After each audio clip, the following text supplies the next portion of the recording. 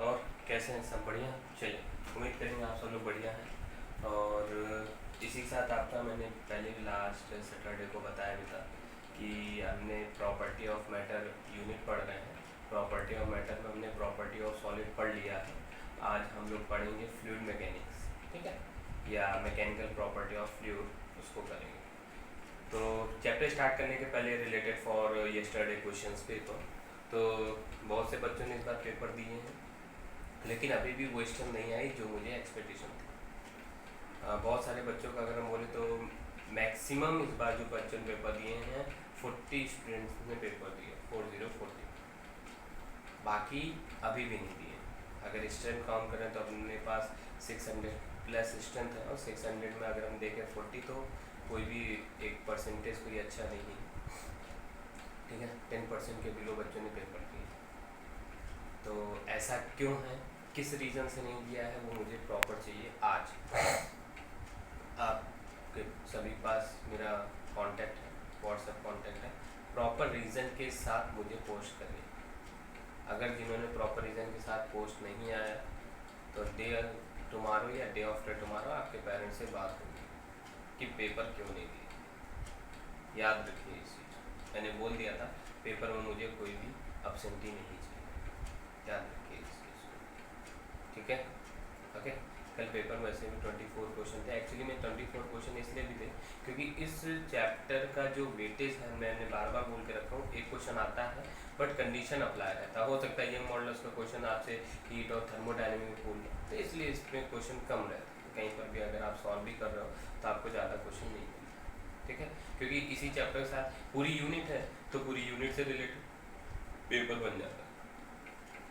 और सबसे अच्छी बात ये रही कि कल 10 बजे पेपर था और 11 बजे, तो सब ने कल 10 बजे ऑनेस्टली पेपर जितने बच्चों ने दिया है, और 11 बजे उन लोगों ने पेपर सबमिट कर दिया था। मेरे पास 11:30 बजे तक सभी के रिजल्ट थे मेरे पास। कल सबसे अच्छा था, ये आप लोगों ने बहुत ही अच्छा काम किया है, इसके लिए आप लोग बधाई की पात्र हैं, ठीक है। और उम्मीद करेंगे कि संडे को जो पेपर होगा उसमें जिनके मार्क्स कम आए वो लोग और अपने आप को पुशअप करेंगे कि मार्क्स और अच्छे से आना शुरू हो, ठीक है।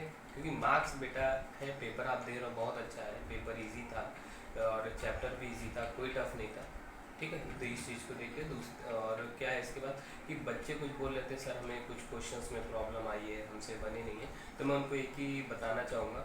आप लोग, मैं मंडे से मैंने यूनिट चैप्टर स्टार्ट किया था और सैटरडे को मैंने क्लोज किया था। तो जिनको डाउट आया है, जिनको प्रॉब्लम आई है, उन्होंने न्यूमेरिकल प्रैक्टिस नहीं करी। तो जिन्होंने न्यूमेरिकल प्रैक्टिस करी उनके मार्क्स भी आए हैं, और जिन्होंने न्यूमेरिकल प्रैक्टिस नहीं करी उनके मार्क्स नहीं आए हैं, ठीक है। इस चीज़ को बहुत अच्छे से देखते हुए चलिए, समझ रहे हैं। टोटल 96 मार्क्स का पेपर था, तो बहुत लोगों के 90 प्लस भी मार्क्स आए हैं, 80 प्लस भी मार्क्स आए हैं। तो हम उम्मीद क्या कर सकते हैं, उम्मीद हम यही कर सकते हैं कि जिनके 80 या 90 प्लस मार्क्स आए मतलब उन्होंने अच्छे से मेहनत करी, जिनके मार्क्स कम आए मतलब उन्होंने अच्छे से मेहनत नहीं करी, ठीक है ना। तो इन सब चीज़ों को देखिए। मैक्सिमम नंबर ऑफ क्वेश्चंस उतने ही बनाए जितने बनते हैं, नहीं बनते उनको छोड़ दीजिए, ठीक है। बार बार एक ही वर्ड होता है, इसलिए अभी तक मुझे आप लोगों के मार्क्स नहीं पता थे, लिटरली आप लोग भी अच्छे से जानते हो, ठीक है। मुझे आपके यहाँ ज्वाइन हुए भी ज़्यादा दिन नहीं हुए थे, और जो भी पेपर हुए थे उसके मार्क्स मेरे पास नहीं थे, लेकिन अब मेरे पास मार्क्स आने शुरू हुए तो उससे हम जज कर रहे हैं कैसा क्या चल रहा है, ओके, ठीक है। चलिए, वो तो कल पेपर की बात, अब हम आगे बढ़ते हैं, ठीक है। चलिए आगे स्टार्ट करते हैं। नया चैप्टर है फ्लूइड मैकेनिक्स, या फिर मैकेनिकल प्रॉपर्टी ऑफ फ्लूइड, ये चैप्टर है, ओके। चलिए अब समझते हैं पहले। अब हम इस चैप्टर को स्टार्ट करते हैं। तो अगर हम यहाँ पर बात करें, फ्लूइड की बात करते हैं, तो फ्लूइड यहाँ पर 2 टाइप से फ्लूइड होते हैं, ठीक है। फ्लूइड को अगर 2 टाइप से कंसीडर करें, पहला तो हो गया लिक्विड, दूसरा हो गया गैस, ठीक है, ओके। क्योंकि गैस में भी कुछ लिक्विड प्रॉपर्टी होती है, जिस रीज़न से गैस भी हमारी फ्लो करती है और लिक्विड तो फ्लो करता ही है, ठीक है। बट सबसे बड़ी बात जानकर चलिए, क्योंकि अभी तक अगर हम बात करें, अभी तक हम जितने भी चैप्टर पढ़ चुके हैं उन सब में हमने लिक्विड के बारे में पढ़ा है। अब आप ध्यान से देखो, चाहे आप काइनेमेटिक्स देख लो, चाहे आप NLM Newton law of motion देख लो, चाहे आप वर्क और एनर्जी देख लो, जितने भी अगर आप चैप्टर देख रहे हो उन सभी चैप्टर में हमने सॉलिड के बारे में पढ़ा है। सॉलिड के बारे में, ब्लॉक का इधर से उधर होना, पेंडुलम का कुछ भी देख लो चाहिए। लेकिन अब हम यहाँ पर जो पढ़ रहे हैं वो लिक्विड की प्रॉपर्टी पढ़ रहे हैं। हम यहाँ पर गैस भी नहीं पढ़ेंगे। क्यों नहीं पढ़ेंगे? क्योंकि गैस आगे है, थर्मोडायनेमिक्स हम पढ़ेंगे, केटीजी पढ़ेंगे, तो हम उसमें गैस की प्रॉपर्टी जानेंगे। ये केवल जो ये चैप्टर है इसमें हम लिक्विड के बारे में जानेंगे। तो बेसिकली हम लोग यहाँ पर फ्लूइड को जो कंसीडर करेंगे, फ्लूइड को हम लिक्विड के लिए कंसीडर करेंगे, गैस के लिए कंसीडर नहीं करेंगे। ये चीज़ याद रखिए अच्छे से, ओके। अब आगे बढ़ते हैं, ठीक है। तो गैस, ऐसा नहीं गैस में प्रॉपर्टी होती, लेकिन गैस को हम यहाँ पर नहीं कंसीडर करेंगे, लिक्विड को फ्लूइड के लिए कंसीडर करेंगे। अब जानते हैं फ्लूइड में हमें और क्या क्या चीज़ें देखनी है। अगर हम फ्लूइड की बात करें तो फ्लूइड को कैटेगरी वाइज 3 पार्ट में डिवाइड किया गया है।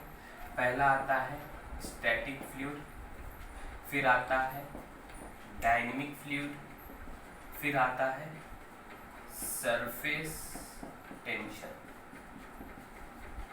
इसको हमने आपको बोला भी, इसको कहते हैं प्रॉपर्टी ऑफ लिक्विड, ऐसा, ठीक है। तो फ्लूइड को हम यहाँ पर 3 टाइप से पढ़ेंगे, स्टैटिक, डायनेमिक और सरफेस टेंशन, ठीक है। अगर हम स्टैटिक की बात करें, स्टैटिक फ्लूइड की अगर हम बात करें तो स्टैटिक फ्लूइड में हमारा आ जाएगा प्रेशर आ जाएगा, वर्टिकल प्रेशर एग्जिस्टिंग आ जाएगा, आर्किमिडीज प्रिंसिपल आ जाएगा, बियॉन्से फोर्स आ जाएगा, ये सारी चीज़ें जुड़ जाएंगी, ठीक है। अगर हम डायनेमिक की बात करें तो डायनेमिक में हमारा विस्कस आ जाएगा, ठीक है, इसका रेनॉल्ड नंबर आ जाएगा, स्पीड ऑफ इफ्लक्स आ जाएगा, ये सारी चीज़ें आ जाएंगी। अगर हम सरफेस टेंशन की बात करें तो सरफेस टेंशन में हम पढ़ेंगे एडेसिव फोर्स, कोहेसिव फोर्स पढ़ेंगे, सोप एंड ड्रॉप बबल की कंडीशन पढ़ेंगे, कैपिलरी ट्यूब पढ़ेंगे, ठीक है। तो ये सारी चीज़ें हम यहाँ पर फ्लूइड में कंसीडर करते हुए चलेंगे, ठीक है। क्लियर हो गया? आगे देखते हैं। इसके बाद मेन आता है ideal fluid. Ideal fluid, ideal fluid की प्रॉपर्टीज क्या क्या होती है, ओके। हम लोग फ्लूइड पढ़ते हैं, एक आइडियल फ्लूइड भी होता है, हर एक चीज़ आइडियल होती है, तो हम लोग यहाँ पर आइडियल फ्लूइड के बारे में पढ़ेंगे। तो आइडियल फ्लूइड की प्रॉपर्टी क्या क्या होती है हम उसको देखेंगे। तो आइडियल फ्लूइड की 2 प्रॉपर्टी होती है। पहला होता है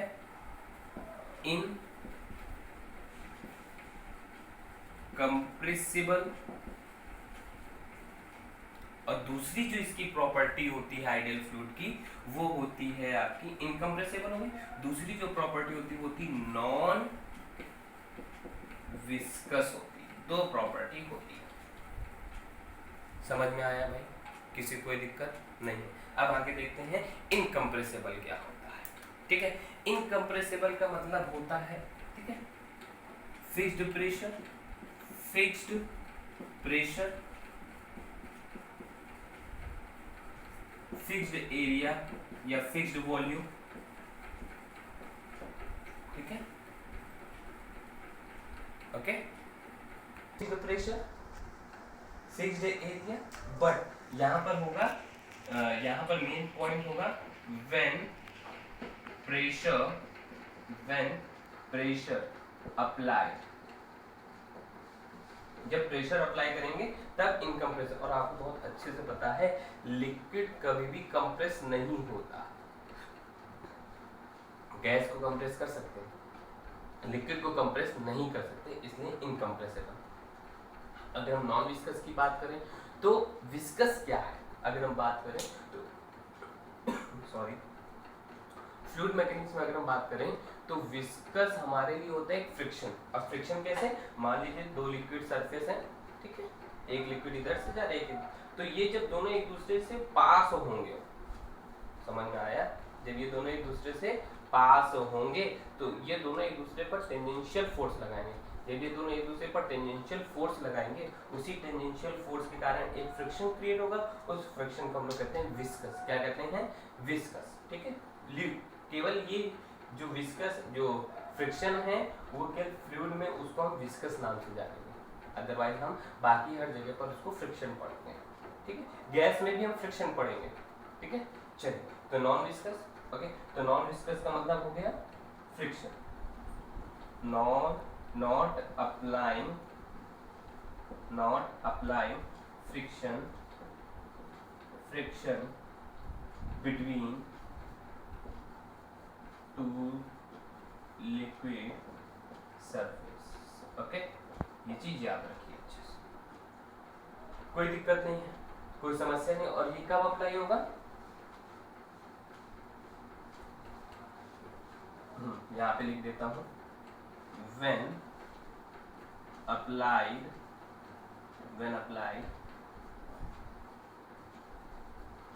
टेंजेंशियल फोर्स, जब टेंजेंशियल फोर्स अप्लाई होगा तब। ओके, समझ में आ गया होगा?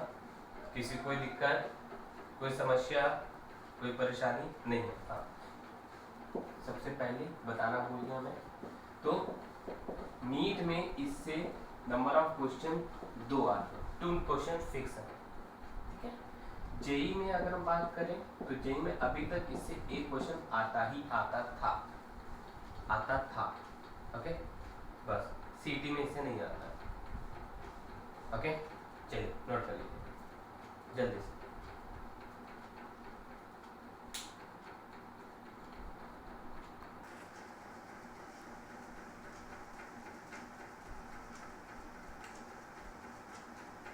नोट हो गया भाई?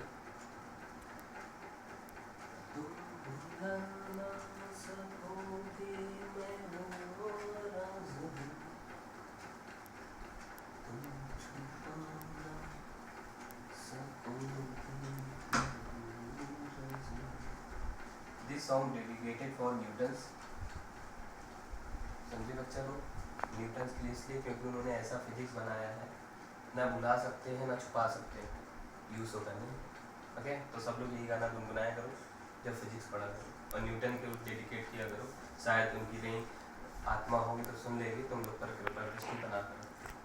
चलिए स्टार्ट करते हैं आगे। ठीक है, अब आते हैं मेन चैप्टर के टाइटल पर, प्रेशर। चैप्टर का टाइटल तो हो ही गया, प्रेशर आते हैं, जो सबसे मोस्ट इम्पॉर्टेंट कड़ी कहते हैं ना, एपिसोड क्लाइमैक्स पिक्चर अभी बाकी है मेरे, तो इसके बिना आप चैप्टर स्टार्ट नहीं कर सकते, तो इसलिए चलो जानते हैं प्रेशर के बारे में। ठीक है, अगर हम प्रेशर की बात करें तो प्रेशर आपने जनरली फार्मूला पढ़ा होगा बचपन में, फोर्स अपॉन एरिया। क्या ये फार्मूला सही है? नहीं, हम इस फार्मूले को गलत कहेंगे। ओके, या इस फार्मूले को हम गलत कहेंगे। आपने कहा नहीं सर हम दूसरा फार्मूला होता है, तो आप मैग्नीट्यूड ऑफ फोर्स अपॉन में मैग्नीट्यूड ऑफ एरिया बताओगे, ये भी फार्मूला क्या सही है? मैं बोलूँगा ये भी फार्मूला गलत। फिर किसी ने बोला नहीं सर मेरे पास एक और फार्मूला है, परपेंडिकुलर फोर्स अपॉन एरिया। तब आपने पूछा क्या सर ये फार्मूला सही? बिल्कुल सही, this is the right formula. या फिर आपने कहा सर फोर्स को हम लोग यहाँ पर थ्रस्ट कहते हैं, आपने बोला सर थ्रस्ट अपॉन एरिया लिख सकते हैं, क्या ये सही? ये भी सही है। याद रखिए प्रेशर का formula direct force upon area या magnitude of force upon magnitude of area कभी भी नहीं लिख सकते। This is totally wrong, not acceptable. Perpendicular force upon area acceptable, thrust upon area is acceptable. तो ये दोनों चीजें आप याद रखिए, माइंड में रखिए। अब आगे बढ़ते पहले चीजें समझ लेते हैं, फिर हम आगे आपको बताते हैं। प्रेशर की बात करें तो प्रेशर एक स्केलर क्वांटिटी और प्रेशर आइसोट्रोपिक कंडीशन, ओके। अब आते हैं आइसोट्रोपिक, अभी बताऊंगा मैं आपको। इसकी यूनिट होती है न्यूटन पर मीटर स्क्वायर, या फिर हम इसको कहते हैं पास्कल। क्लियर है? अब देखो 1, क्योंकि प्रेशर को एटीएम में भी लिखते हैं, एटीएम को कहते हैं एटमॉस्फेरिक। याद रखिए क्या कहते हैं? Atmospheric. 1 atm equal to 1.013 into 10⁵ pascal. Clear हो गया भाई? ओके, ठीक है, तो इसको आप इतना नोट कर लीजिए फटाक से।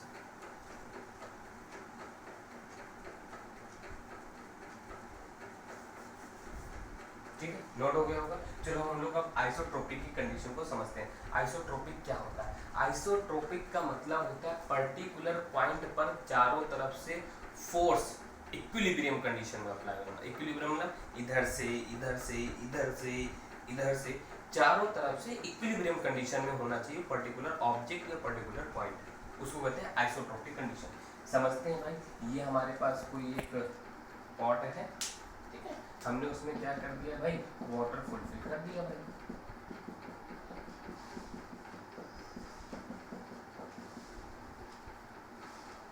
वाटर फुलफिल करने पर हमने पर्टिकुलर एक पॉइंट ले लिया,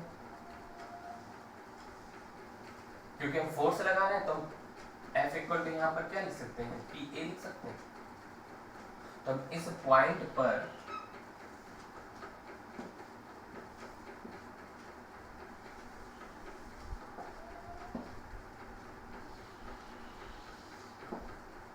सभी तरफ से, इस पॉइंट पर चारों तरफ से देखो फोर्स इक्वल लग रहा है कि नहीं लग रहा है, मतलब इस पॉइंट पर जितने तरफ से फोर्स लग रहा है तो ये पॉइंट क्या इक्विलिब्रियम कंडीशन में, अगर ये पॉइंट इक्विलिब्रियम कंडीशन में बना रहा है तो मतलब उसमें आइसोट्रोपिक कंडीशन बन रही है।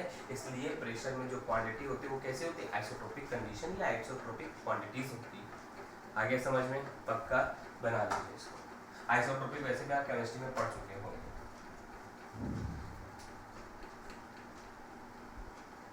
बन गया होगा पक्का? लॉक किया, चलो okay.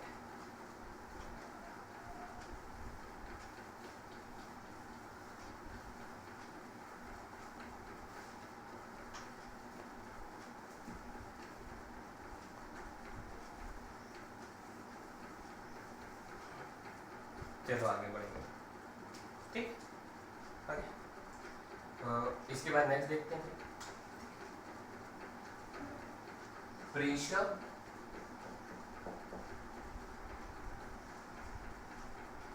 acting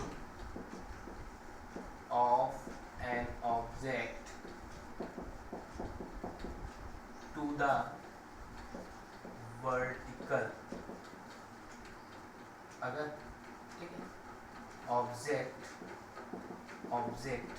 must be equilibrium, object must be equilibrium, ठीक है, ऑब्जेक्ट मस्ट बी इक्विलिब्रियम। चलो देखते हैं, वर्टिकल है, वर्टिकल की अगर हम बात करें तो ऑब्जेक्ट आपका मस्ट बी होना चाहिए भाई, इक्विलिब्रियम कंडीशन में होना चाहिए, ठीक, ओके। चलो देखते हैं, हमने एक कंडीशन बनाई, ठीक, यहाँ पर हमने वाटर लिक्विड फुलफिल कर दिया,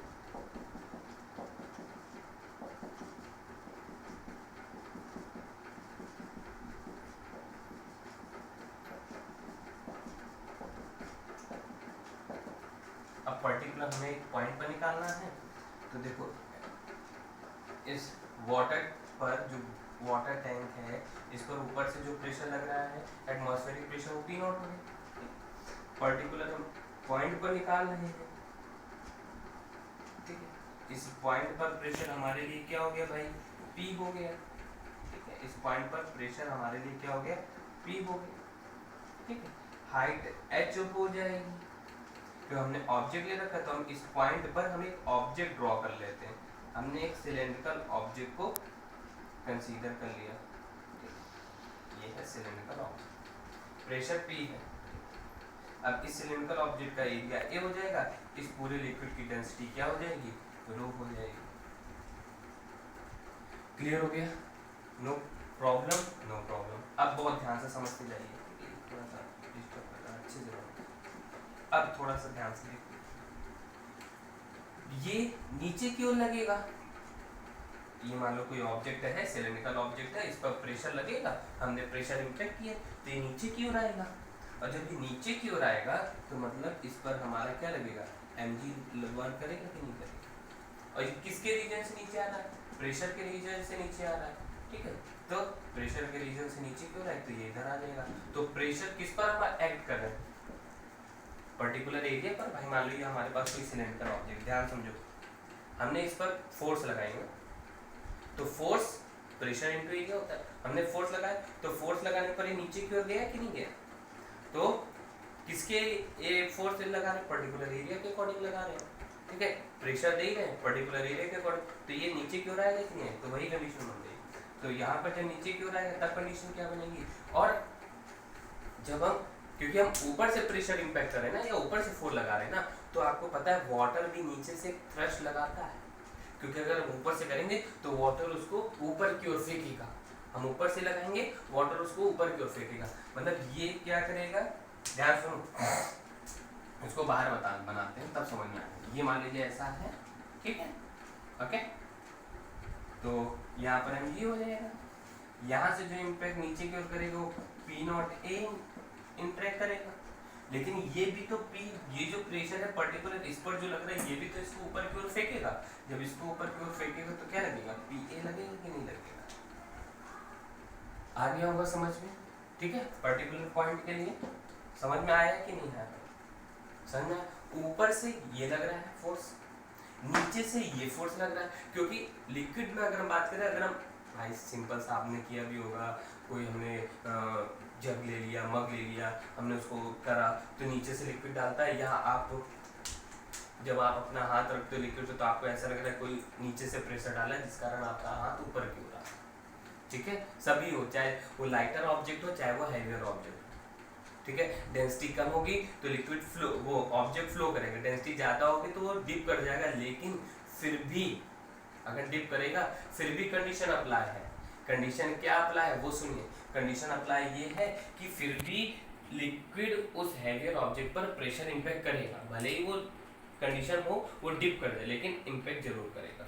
चलो अब हम इसके लिए कंडीशन बना लेते हैं, तो ये दोनों नीचे के लिए आ रहा है प्लस ये ऊपर के लिए आ रहा है, तो अलग आएगा, तो P A is equal to P not A plus M G, यहाँ तक तो हो गया क्लियर, ओके।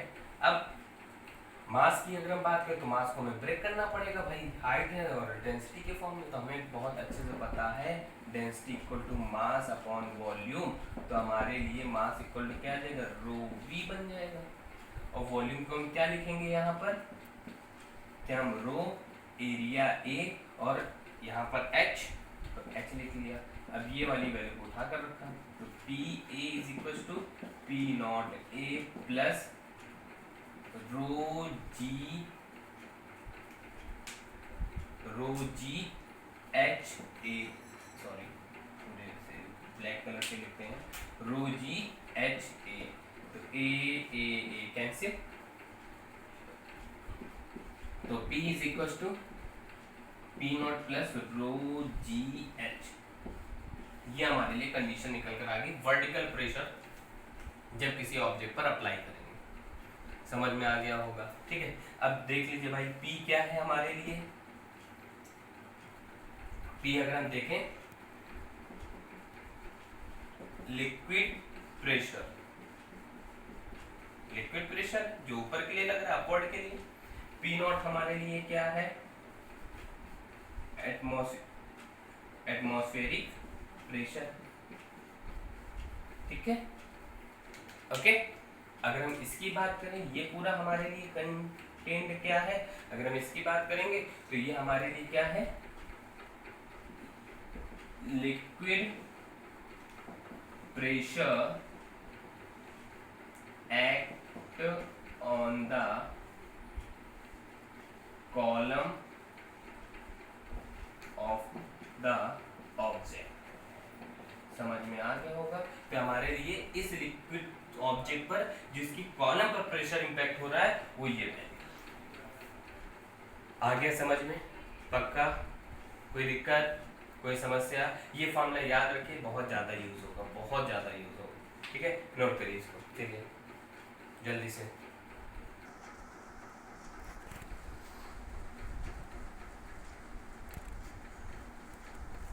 नोट हो गया बच्चा? पक्का लॉक किया जाए। लॉक करने से याद आया, केबीसी का सीजन 12 शुरू हो गया बच्चों। थोड़ी बहुत जनरल नॉलेज आती हो तो ट्राई योर बेस्ट, हो सकता है जैपॉन। चलिए, तो pressure acting of an object to the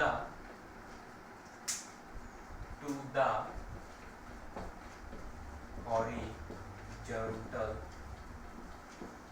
surface. इसमें कोई ऑब्जेक्ट इन इक्विलिब्रियम कंडीशन, ठीक है, ऑब्जेक्ट इक्विलिब्रियम कंडीशन, सिंपल सा, बहुत ही सिंपल सा। ये है लिक्विड, ये है ये,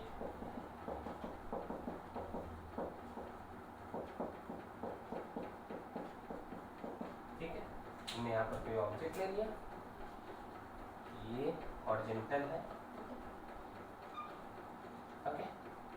अब इधर से प्रेशर P1 लगेगा, इधर से प्रेशर P2 लगेगा, और ऊपर ये एरिया हो गया A, तो ये भी एरिया हो जाए, एरिया तो सेम है, डेंसिटी भी सेम है, इसकी भी डेंसिटी सेम है।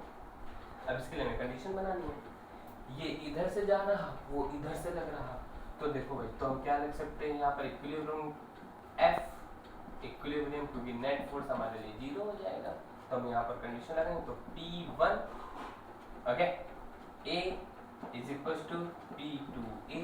बाकी समझदार हैं, तो इससे क्या पता चल रहा है कि हॉरिजॉन्टल में जब कंडीशन बनेगी, हॉरिजॉन्टल में जब कंडीशन बनेगी तो हमारे लिए दोनों साइड पर प्रेशर कैसा रहेगा, सेम रहेगा, दोनों एंड पर। ये मान लीजिए ऑब्जेक्ट है, हमने इसको डिप कर दिया हॉरिजॉन्टली, अब इस पर प्रेशर इधर से उतना, उधर से उतना, मतलब दोनों साइड पर प्रेशर कैसा रहेगा, इक्वल रहेगा, चेंज नहीं होगा। समझ में आ गया है?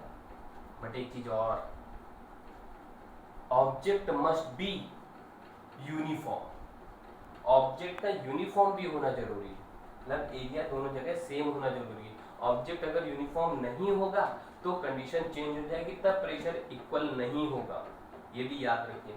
ऑब्जेक्ट हमारा कैसा होना चाहिए, एरिया उसका यूनिफॉर्म हो, या ऑब्जेक्ट यूनिफॉर्म होना चाहिए। क्लियर हो गया? ओके, तो यहाँ पे मैं लिख दे रहा हूँ, ऑब्जेक्ट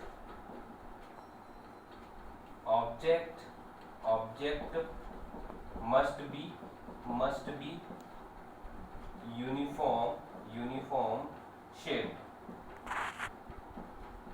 ओके। ऑब्जेक्ट का यूनिफॉर्म शेप होगा तभी ये कंडीशन बनेगा, लिख दे रहा हूँ, ठीक है।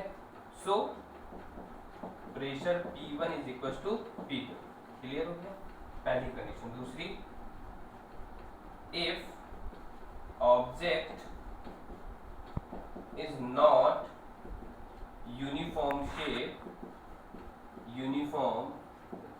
shape then pressure does not equal P1 does not equal P2, okay. समझ में आ गया होगा? पक्का नोट कर लीजिए, जल्दी नोट करिए।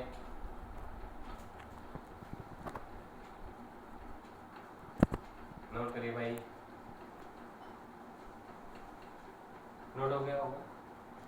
ओके, तो आज के लिए इतना ही रखेंगे, ठीक है।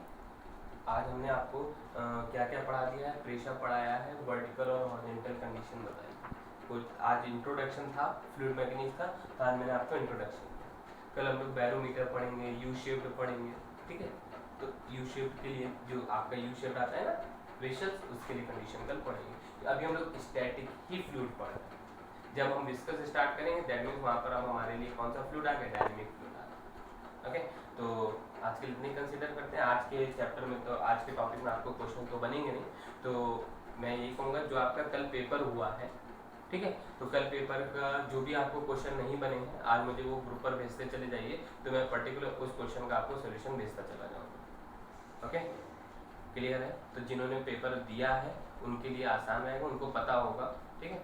ऐसे पूरा में सोल्यूशन डालने से कोई फायदा नहीं है, सब बच्चे देख लेते हैं पर पेपर कम लोग देते हैं। तो आपका जो भी क्वेश्चन में डाउट है, पर्टिकुलर सर हमको ये क्वेश्चन नहीं आया, हमको ये क्वेश्चन में डाउट है, तो आप मुझे ग्रुप पर भेज दीजिए, आपको उस क्वेश्चन का पर्टिकुलर सोल्यूशन मिल जाएगा। बाकी मैक्सिमम से मैक्सिमम 24 क्वेश्चन थे, बाकी मैक्सिमम आपसे क्वेश्चन बन चुके हैं, ओके, चलिए आज के लिए इतना ही। Okay, good bye.